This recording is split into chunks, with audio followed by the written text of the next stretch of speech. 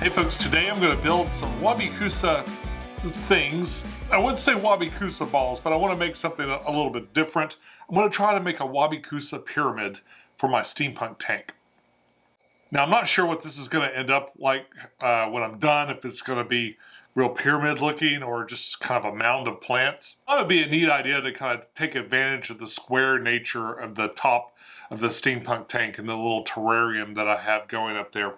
I thought maybe it'd be fun to kind of build up a pyramid up the middle, maybe take some of the bigger plants out and put some smaller plants, but on top of something else. If it works right, it should wick a lot of the water and the moisture from down below and kind of bring it all the way up. Of course, the ambient humidity in there is fairly high too because it's covered. So what you see here is just kind of this pile of stuff. These are all the things that I've used. I actually tried to shoot this video last week and the week before. I had a pretty huge fail, and where I went wrong was with the substrate. See, I thought it'd be neat to use this and mostly because of the color. It says it's a soil, you know, samurai soil, and that could be some branding to some degree. But this stuff is like tiny gravel. Like this is pelletized to the point where you can't really break it down. And I found a lot of different substrates that kind of fit into that category. Really, if you want to make your own Wabi Kusa balls, you're going to need something squishier. Something squishier than this. And this might work great for planted tanks and stuff. I haven't tried it yet, but I probably will since I got so much left. I maybe make a little planted tank. But I wanted something a little lighter, a little less black, like a lot of the soil substrates tend to be. And this is what I came up with, but it didn't work. For this one, I'm going to use fluval stratum. This is really easy to find on Amazon or your local fish store. This particular substrate, as you see, is just like, it's super squishy. It just instantly turns to dust when you squish it up. So it ought to work just fine. I'm not sure if I'm going to include this or not, but this is that Father Fish mix that I used for the dirted tank. This is his supplement that he sells to put in your dirted tanks, but I've got some of that in case I want to. Same with this. This is fluorite. This is basically powdered iron, powdered iron, laterite powder. Of course, there'll be some water, and I've got a little bit of water here. Just this to mix this up with. This is the base that came for the glass part on top of the steampunk tank. I guess it was a terrarium. It was kind of meant that glass part would sit on top of here, and you could put stuff inside of it, I suppose. I've been looking everywhere for more of these because it fits so well on the top of that aquarium. It'd be neat to be able to make like a double, like a two-sided one. I thought would be neat. Anyway, I have this out to kind of to help me kind of decide how big to make these things.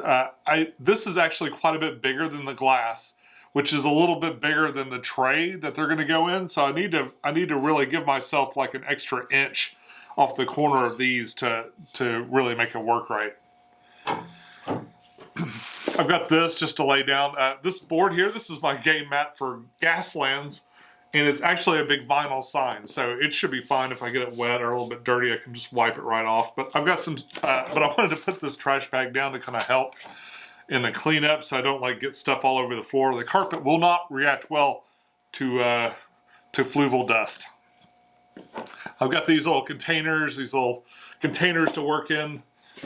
I've got some sphagnum moss, which I'm going to work in to kind of help the structure of it, and also to help wick moisture, which is kind of what sphagnum moss is really great at.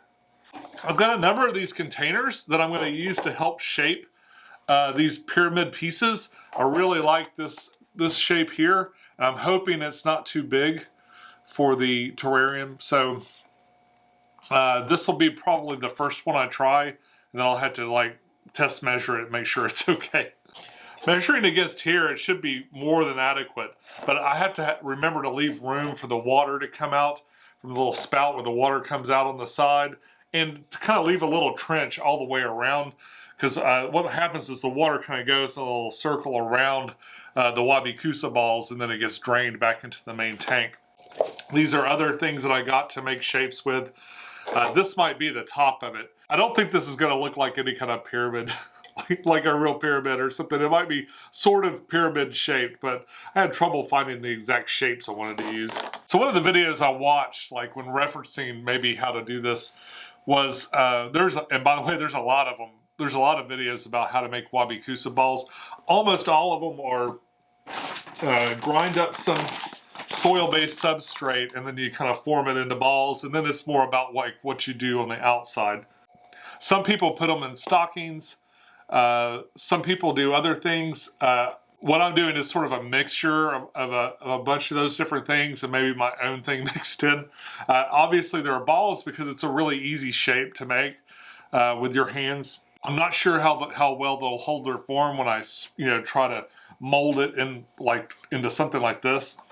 Yeah, so hopefully this isn't a waste of time. Remember, everything you see here I've already done once because I utterly failed at the processing part. Well, one of the videos that I was watching on how to make these, this guy used a coffee grinder to kind of work the substrate down into a powder. And I actually went to look for one because I didn't want to use our normal food one. So I went to Walmart and I was like, that'd be kind of neat. I'd like to have one of those. But I found this actually cheaper. And it does a much bigger volume. It was about $9. Well, sure. This thing is now dedicated to the aquarium hobby. See, and it's black because of my experiment before. But this is now dedicated to the aquarium hobby. But maybe it's weird. When you have something at your disposal, like this is something normally I wouldn't even think about because it would be in the kitchen. I'm not allowed to use kitchen stuff for projects unless I want to buy another one. But for like $9 or $10, I can use this and maybe do something cool with it. So that's what I'm doing. And I think that's everything. So I'm gonna go get my table ready and we'll get started. All right, so probably the first thing I want to do, I'm gonna get a little bit of sphagnum moss out. I might be able to chop this up too. I wonder if I could just chop that. I'll put some of the chunkier parts in here. And just chop it along with the other stuff. Put some in here too. Of course, I'll just dump it right in the water.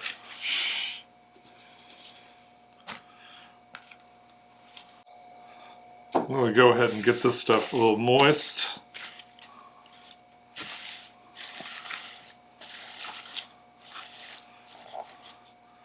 This looks like a bunch of hay. Bunch of hay in there. Okay. Hi. All right, so we got our mixer. Ooh.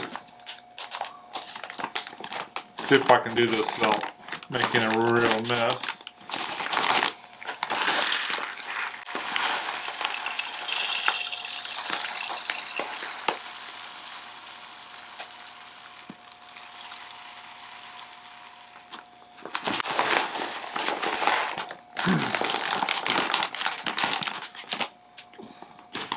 Right.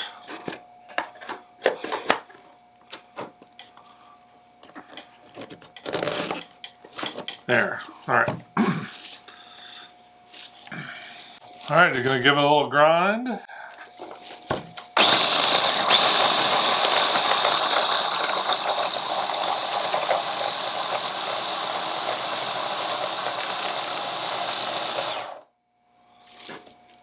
Take a quick look at that, see what we got. Oh, very nice. It did exactly what I was hoping it would do, which is grind up that sphagnum moss and make it a nice little thin layer in there. That's cool. Now I kind of want to integrate more sphagnum moss to it. So I'm going to take some of this wet stuff, put it on top. Let's go ahead and make a mess in here.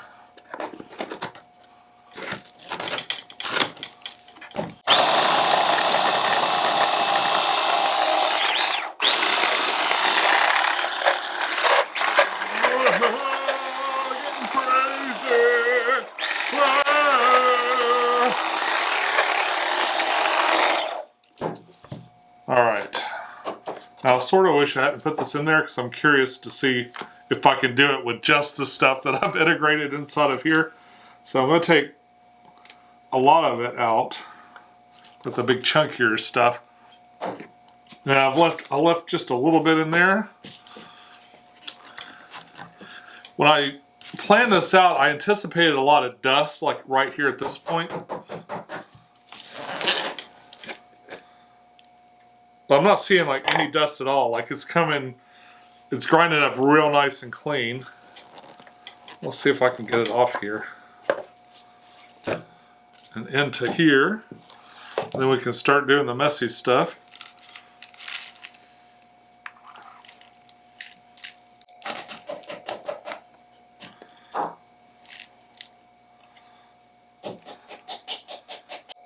This stuff did turn into a nice little paste, especially with the sphagnum moss. There's some crusty stuff around the corners. I'm just going to kind of knock that out with my spatula. My spatula. All right. I think I'm going to do this so I can still handle my cameras okay. I'm Howie Mandel. Oh, okay. Now I'm dangerous. I'm going to add a little bit more water in here. And let's start forming. Oh, yeah. Yeah, this stuff muds up pretty quick. It's pretty easy to kind of get a ball going out of here, I bet. In fact, maybe let's start there. Let's just pretend like we're making a ball. Let's start like we're making a Wabi Kusa ball. Oh, yeah, excess moisture. This is a messy job. Oh, first time wearing this t-shirt, it's guaranteed to have a giant black spot on it by the end of this. Maybe I should go ahead and get the form out because this is going to have to sit for probably a day. Oh no. I'm going to squeeze some water out. This can only go well. Yeah, okay, less water. I'm going to do this again with less water. It's occurred to me that I haven't put anything else in it either. I could probably add more sphagnum moss to kind of absorb all this water. In fact, I have some over here.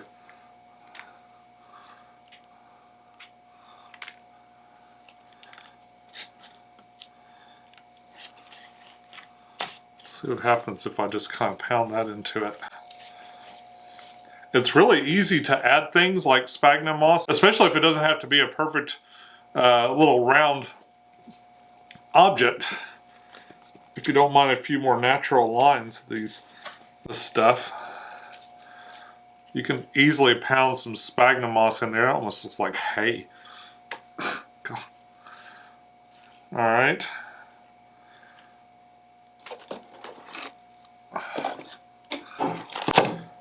Well, this was kind of an experiment to see what, how much I was going to need. Oh man, I'm making a mess already.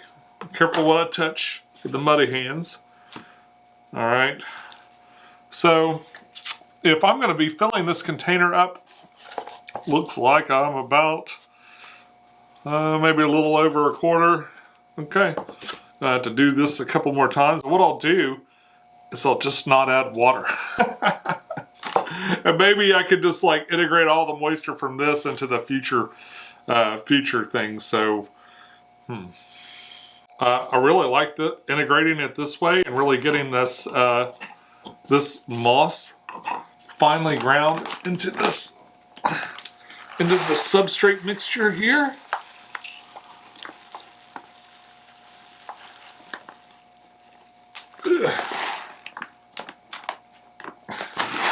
I'm having to remember everything I touch is then polluted.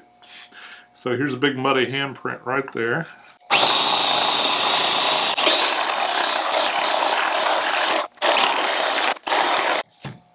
Alright, let's see what we got. Perfect. Looks great. You know what?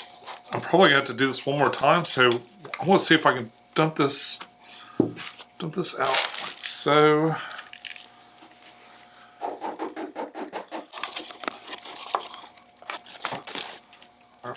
more moss. More moss. More soil.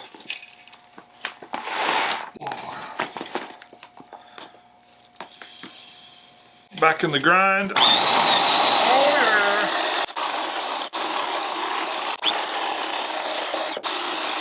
Ah, all right. I'm gonna dump this off.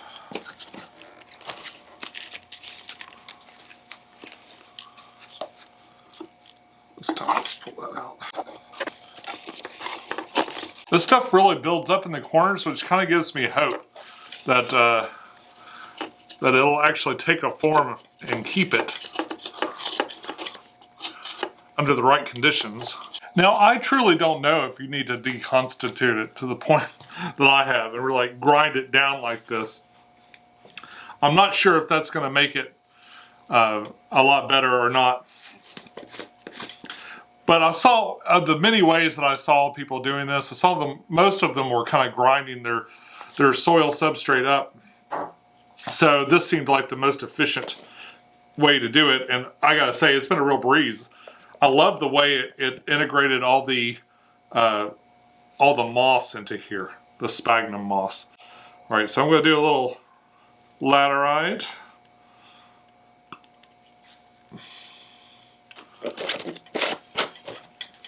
Not a lot, but bacteria like to eat iron, and a lot of plants feed all this iron. I don't know if there's a lot of Buceplants that have that red color in them. I know they have weird kind of iridescent colors a lot of times when they do have colors. But if nothing else, maybe that'll help in the seeding of good bacteria and stuff. I'm going to put a little bit of this stuff, just a tiny little bit. This is kind of concentrated. A bag like this, plus a little bit more, treats 100 gallons of a dirted tank. So I'm going to break off just a tiny, tiny little bit to mix in here.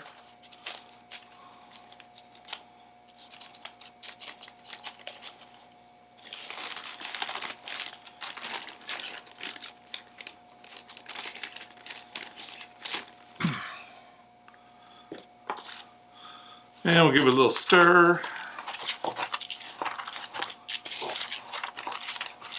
I considered putting some fluorite and some other like more gravelly things in here too, but I think that that'll actually work against it trying to hold a shape. I'd also considered taking a piece of twine or something like that and integrating that into the middle of this and letting it hang down into the water so it would kind of wick the water up that twine all the way in there. But I think this material will do it on its own. And if it won't, maybe the moss, if I cover it with enough moss and stuff, I know that will kind of do it. So the Wabi Kusa balls wick the water up just fine on their own. So hopefully this will work just like those do. This is definitely drier than the other one. So I'm going to have to add some water, but I don't want it to be so bad as this one. You know what I think I'm going to do? I'll take this super wet one. Oh, it is still a big slimy mess. And I'll put it in here. And we'll see if we can just kind of work it up. I'm hoping if I treat this thing more like a ball and then just kind of like ramrod it into another shape, maybe I can make this shape. And this is probably the equivalent of all the Wabi Kusas that are in there now. So I want to do a nice base and then try to build maybe one or two on top of it. Probably just one, seeing at the size of this thing.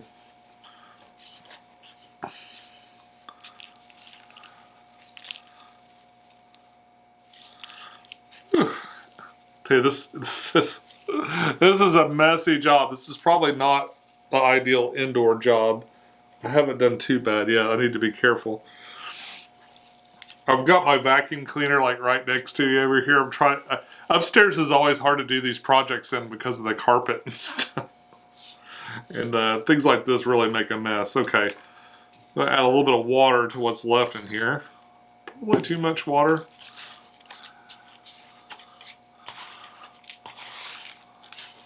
Probably too much, but we'll see.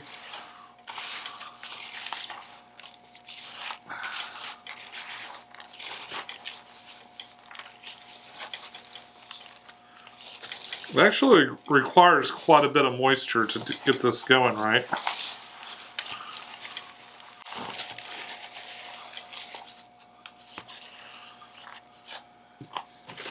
Just a little bit more here. I'm trying really hard not to go too far with it, because I'd like to finish this video this weekend. Yeah, last weekend I ground up that other stuff. It was hard as a rock. It was just, it didn't grind at all. It just made a lot of noise. And got kind of dusty, but it didn't really grind up at all. And just kind of became this mess.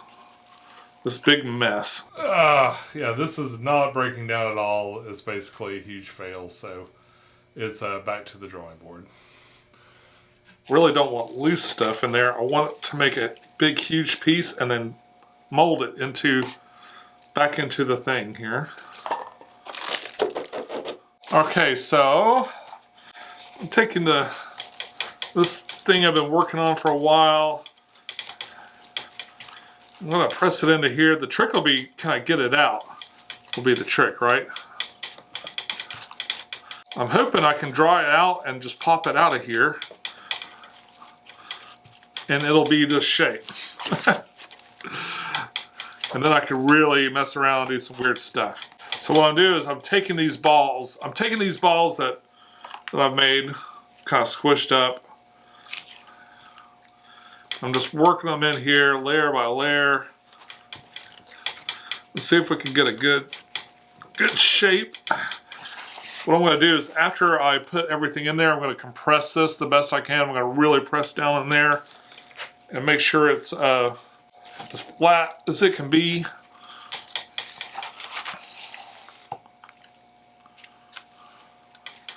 And along the bottom of this, I'm going to make a sphagnum moss layer, where I'm just going to take a whole bunch of sphagnum moss and just kind of layer it up all the way around the bottom of this. So it'll just be kind of like permanently ingrained into the bottom of this thing and be my wick, or the start of my wick, part of my wick. I'm pressing really hard on here, which I'm hoping is making this more and more into one solid object from the many grains that it was a minute ago. I guess what I'm doing is I'm making Wabi Kusa bricks. Wabi Kusa bricks. This is definitely good enough for the experimental phase, which I hope will translate into good fortune. And what I'm going to do is go ahead and do that sphagnum moss layer here on the bottom. Taking the stringier stuff out and just doing the cool stuff here. I'm just going to press this down and integrate it in to this bottom layer. I'm going to stick my fingers in there and really mash it down. Let's see if I can get it to stick in there.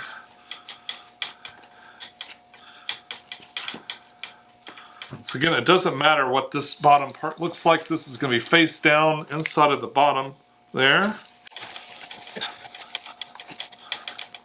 Yeah, I also have no idea if this will work, if this is a terrible idea or a great idea. Sometimes you just gotta try stuff and see how it goes.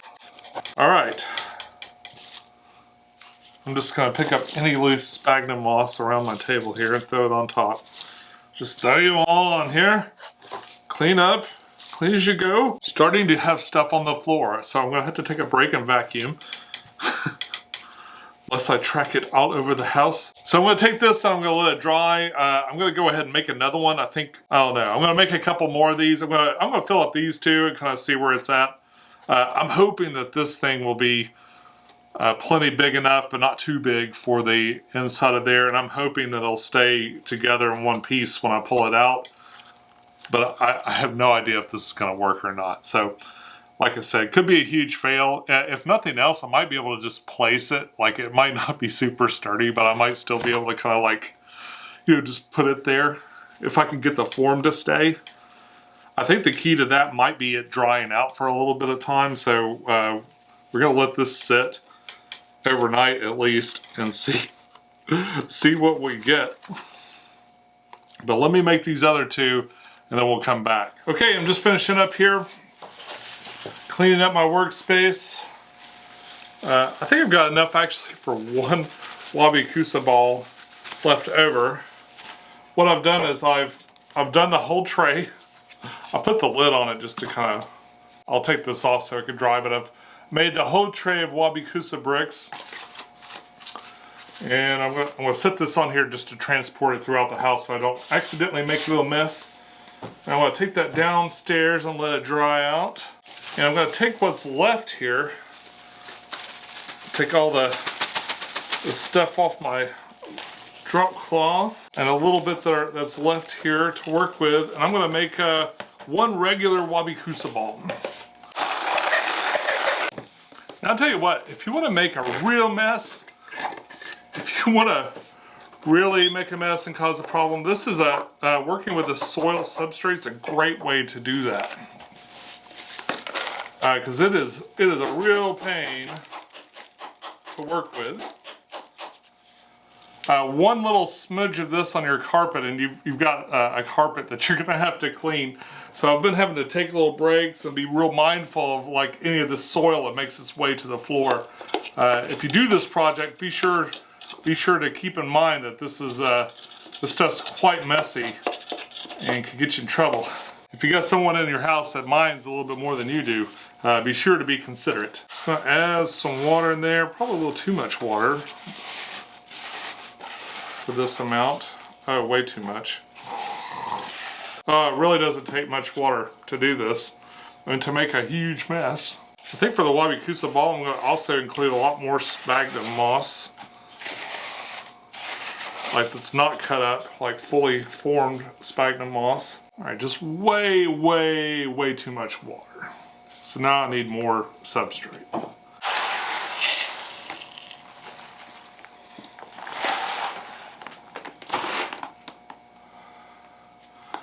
Go ahead and integrate. Tiny pinch of that stuff. I've got muddy fingerprints on everything here at the table. I'm gonna have to take these gloves off, get a different set of gloves, and then go around and clean.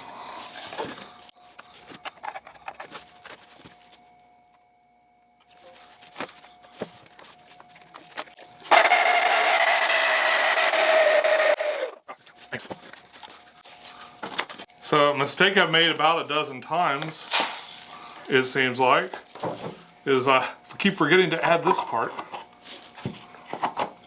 which is pretty essential.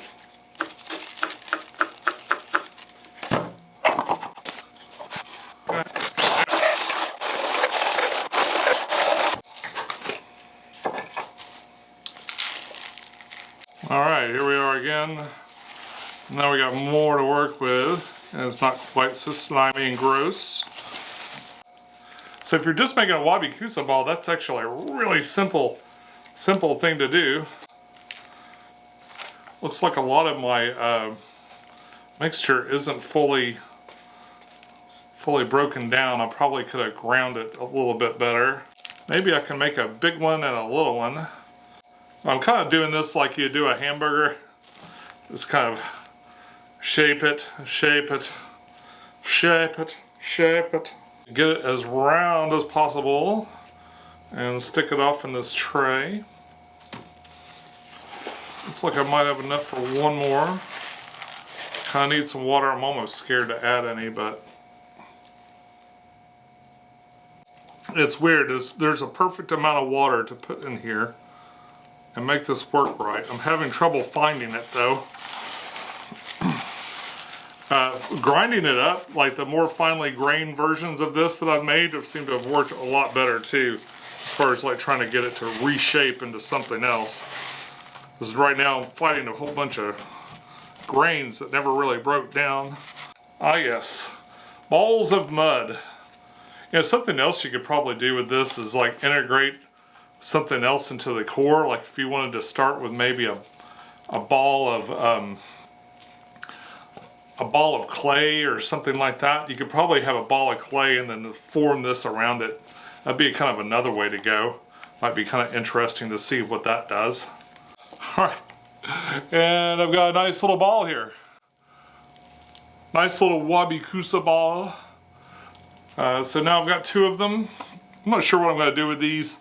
We're going to dry this out and see how it goes. Really, to make this pyramid, I've already got 3 Wabi Kusa balls in there. If I pulled everything out of them, I have a feeling when I pull some of these plants out, it's going to break the balls apart anyway.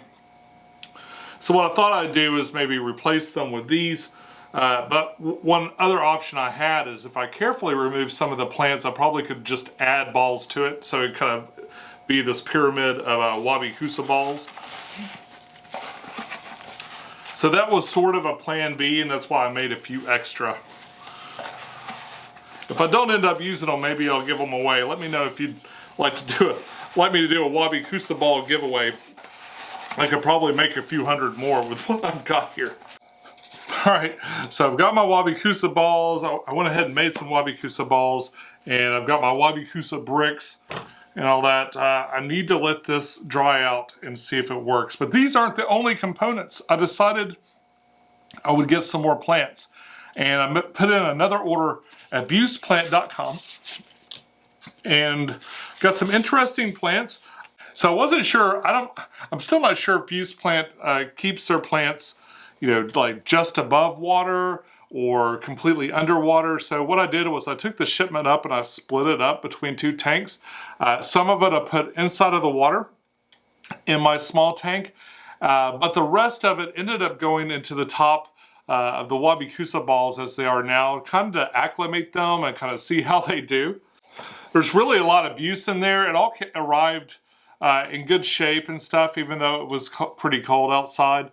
And it seems to have survived well. It's been in my tanks for about a week now. So I split some of it up, and it looks like it's doing okay inside of the top. So I immediately went from, I'm not sure what the way that we're keeping it, but it did okay in both scenarios, like both in the water and also as part of the Wabi Kusa tray inside the steampunk tank. So with that said, I'm pretty much all ready to start this next project. I want to see what these do when they dry out. I'm hoping they dry out and they're fairly solid enough to where I could use them. I could use them to do something really neat inside there.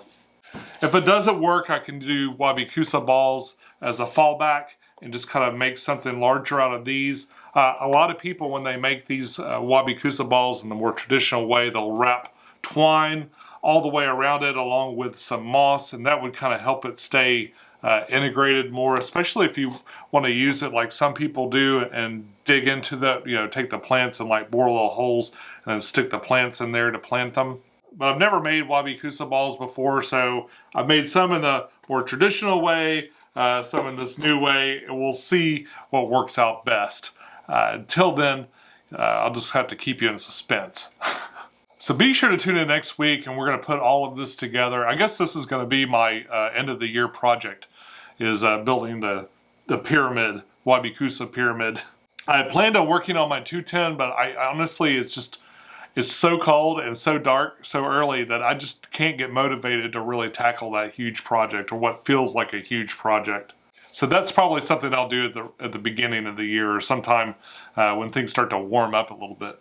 Before I go, a lot of you may know that my wife Holly she's an artist and does watercolor paintings, and I've encouraged her to do more and more fish paintings so I can kind of talk about it on my show and share it with you all. So I think sometime this week I'm gonna send out a message to my Patreons and let them pick out a print She makes different size prints of some of these things and let them pick out a print that they'd like. And I want to send a huge thank you out to my Patreon subscribers. I am turning it off. There's nothing weird to know about that, but I would like to turn off Patreon. I'm going to explain that a little bit more probably later on. But as a parting gift, I definitely wanted to do that. And I'm going to do a video also with Holly painting some fish and stuff, and I'll share it with the rest of you, along with our website. We're kind of pulling things together now to be able to place orders. I am making some new t-shirts based on these fish pictures, so be sure to check out my Teespring store. There's usually links below the video. And that's all I got for you this week. Until next time, follow your bliss, keep a clean tank, and I'll see you soon. I hope I've earned your subscription today. If so, there'll be a link somewhere over here. Up here is a playlist for everything you would want to know about the steampunk tank, including how it went together and updates and etc. Even this video will be in there eventually. That is right there. And down here, we've got something the algorithm has picked for you. It thinks you want to see it, and I wouldn't be surprised if you like it. Maybe leave a comment. Let me know how it did. I'll see you later. Bye.